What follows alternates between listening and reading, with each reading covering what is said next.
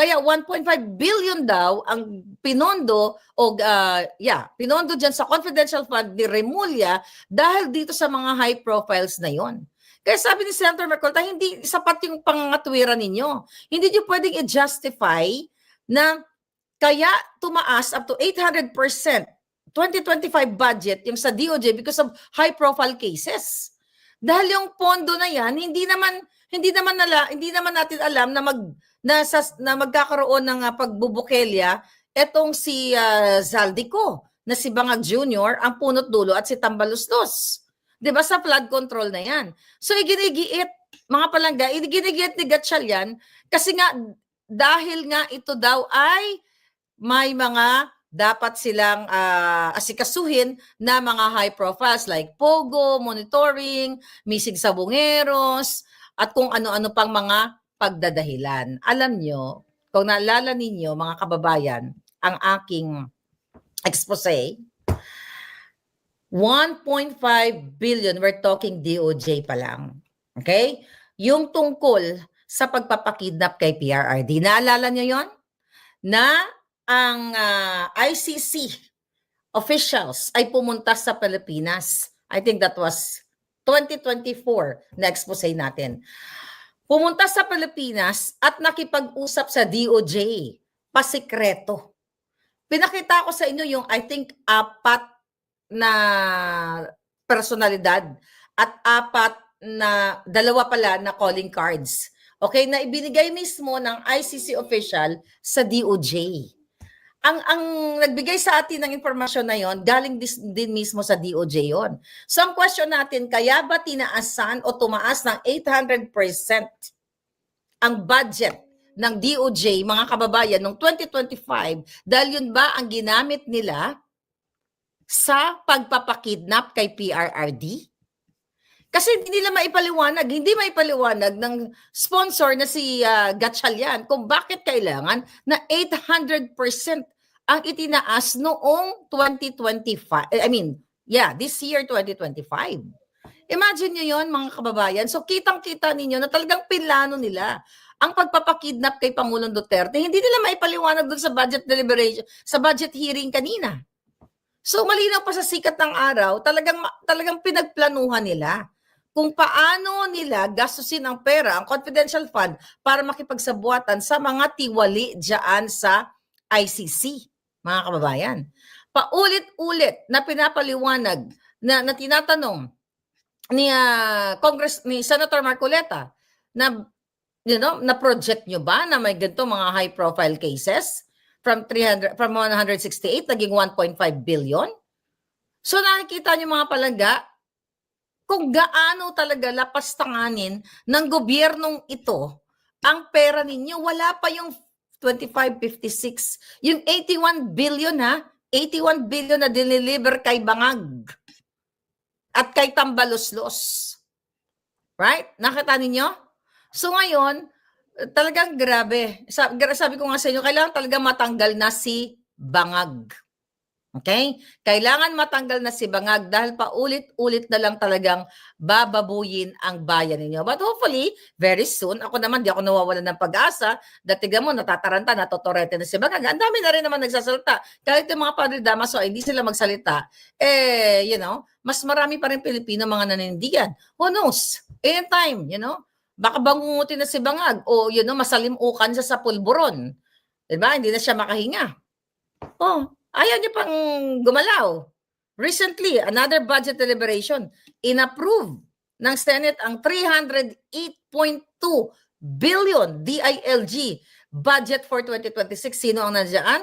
Yung crush ni Lisa Tanas na gusto niya magbika-bika sang bilat na dyan kay John Vic. Diba? Crush niya yan. Gusto ni Lisa Tanas yan, type niya si John Vic. 308.2 billion. Inaprubahan ng Senado. Although hindi pa naman finalize yan, mga kababayan. So nakikita ninyo, 308 billion para daw saan? Para sa katahimikan ng ating bayan. Siya, DILG yan. Anong dapat ang tutukan nila, 'di ba? Peace and order. Kasi under ang PNP, BJMP, Bureau of Fire, at kung ano-ano pa. magkano? 300 plus billion. Naramdaman nyo ba? Ang 300 billion na budget, I mean, in the past, mga kababayan, naramdaman nyo ba yung mga budget sa PNP o sa DILG na nagkaroon ng katiwasayan ng ating bayan, lalong tumataas ang krimen? Ang mga pulis, di ba? Magkano itinaas sa inyo? Barya-barya lang or mga sundalo, okay? Magkano itinaas sa inyo? Barya-barya lang? Nabigyan ba kayo ng tamang trato ng ng gobyernong ito? Hindi, di ba? Kinokontrol kayo lahat, sunod-sunuran pa kayo. Ultimo, pag gamit nyo ng Facebook, kinokontrol kayo ng hayop na bangag administration na ito.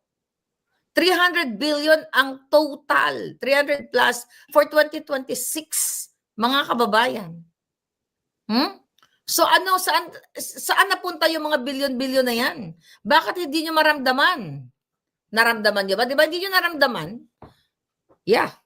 Wala kayong maramdaman kasi binubulsa nila. Napupunta sa pagnanakaw, ngayon ang lahat ng nag-aaklas o umaalma laban sa mga bangag, ang gagawin ay gurgurin o kakasuhan, i-intimidate, katulad ko. Kung nagkataon, sabi ko, nagkataon na nandyan ako, baka nagurgur na ako. Di ba? So yun ang ginagawa nila. Tatakutin tayo lahat. Mga kababayan, ay sabi ko sa hindi na dapat magtagal ito si Bangag Jr. na ito. Hindi siya dapat magtagal dahil yung hinayupak na ito ay puro kasinungalingan, puro pagbabaliktad. Imagine mo, nagsasalta na mismo yung kanyang kapatid na siya ay addictus benedictus. Puro pa rin kasinungalingan ang gustong anuhin ni Bangag, ang gustong ipalabas sa inyo. Pati mga pare ay nakikipagkasundo. O sabi ko nga, baka malaki ang kanilang nakuha na mga, what do you call it, na mga limos, mga kababayan. Okay, anong sinasabi nito? Tuloy daw ang trabaho ni Lisa Tanas at saka ni Bangag kahit sa kabila ng panawagan. Alright? Sabi nitong chairman, who's this? Okay? Aba, ang mga exam. Well, puro optics lang naman yan, mga kababayan. Puro optics lang na sinasabi sila Lisa Tanas at si Bangag ay nagtatrabaho. Kunyari lang yan, magpapapicture, tapos pag uwi sa Malacanang, maglalabas ng pulburon at magsisinghot yung mga hinayupak na yan. Yan ang katotohanan yan, mga palangga. So ngayon, si Asong Brownie may kondo sa Taguig, sabi ni Marzel. Sabi ni Jerwin, posible po bang mag-declare ng martial law sa PBBM dahil lumalaban sa kanya,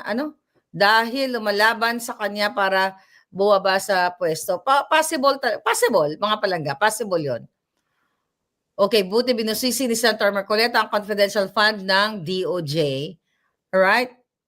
Napakadali namang solusyon pero talagang kulang sa pagmamahal sa sariling bayan ang ating mga kababayan, sabi ni Elizabeth. So ngayon, mga palangga, ito na nga, okay?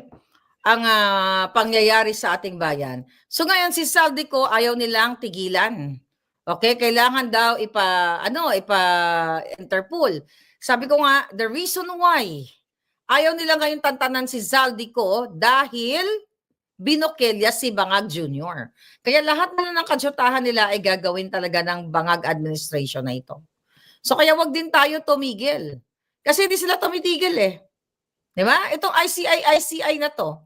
Independent Commission, independent cover-up. Okay? Commission on cover-up. Ang ginagawa nila, nasabi, lalabas na lang hearing sa mga susunod na panahon, di ba? Hanggat hindi nakukulong si Tambaloslos at si Bangag Jr., siya dapat actually ang makulong yung hayop na yan o matanggal. Kasi hindi naman natin siya mapakulong ngayon, may immunity yung hayop na yan. So kailangan matanggal si Bangag Jr. dahil paulit-ulit na, mga kababayan, yung issue sa kanyang pagiging pulboronic at pagiging kawatan. Ilan pa ba ang dapat lumabas, mga kababayan, bago kumilos ang dapat kumilos? Okay? Wala nang patutungan ng bayan natin. Recently, ang mga babies dyan sa Pilipinas, 'Di ba? Buy and sell, yung mga bata, mga bagong panganak. May mga reports, mga kababayan, na may mga sanggol ng out of kahirapan. Binibenta na lang ng for sure, ang mga nagbebenta nito, it's either addictus na mga magulang na nakipag-anuhan din sa kalye. Usually, mga ganun eh. Yung mga street dweller na hindi kulang tapos sa pag-aaral at, sabog sa ipinagbabawal na gamot. Dahil nga talamak na talamak ang pulburon or bato sa ating bayan. Kaya ngayon, yan yung result. Nabuntis, di ba? May nag-offer, ibenta na lang natin yung anak mo. Ganyan-ganyan, di ba? Kaya lalong lumalala yung krimen, mga kababayan, sa ating bayan. Okay? Yung pagsulig dyan kay Alice Go na yan, di ba? Yung pag-convict sa kanya. Kasabwat din yung mga bangag dyan. Dahil tumanggap din si Bangag Junior. Diyan, si Lisa Tanas, dyan sa mga pogo na yan, pogo money. So lahat ito, kapag hindi ka na kailangan, kaya kayo mga Chinese, Filipino-Chinese, okay, na nakipag-negosyo o nakipag-partnership dito sa mga politikong ito, bandang huli, pagsisisihan niyo yung mga ginagawa ninyo. Alright? Kung ako sa inyo, magnegosyo kayo ng tama. Hindi makipagsabuatan kayo. Katulad ni Francis Lloyd Tichua. Yan, malapit-lapit na yan. Kalyansa yung tatay ng kumidnap ng sarili niyang anak. Inagaw niya kay Sheena Makapining. Diba? Yan, yung mga illegal business mo, Francis Lloyd Tichua. Okay? Na binokings ni Sheena. My God. Bata-bata ka pa, diba? Huwag ka pa sisiguro. Anytime baka, I don't know kung nagpupulburon ka, baka mawala ka na rin sa mundo at masasayang yung pinaghirapan mong galing sa pakikipag-alyansa kay Lisa Tanas. Alam nyo, malungkot ang bayan natin. Di ba? Ang kay Alice Go. Kesyo, siya ay hindi tunay na Pilipino at siya ay nameke ng birth certificate. Sino ba ang nag-aalaw ng ganyan? Di ba mga tiwali din sa Bureau of Immigration, sa National Statistics Office, mga taong gobyerno din. Kaya wala talagang pag-asa ang bayan natin hangga't hindi tayo nakakapag-elect ng leader na kayang bitayin ang lahat ng mga hayop na yan sa ngalan ng batas. Hangga't walang bitay sa mga ganyan, patuloy lulubog ang Pilipinas. Kaya dapat pag nagkaroon ng change of government, mga kababayan, dapat ay unahin ng bitayin patiwarik ang mga walang hiyang yan.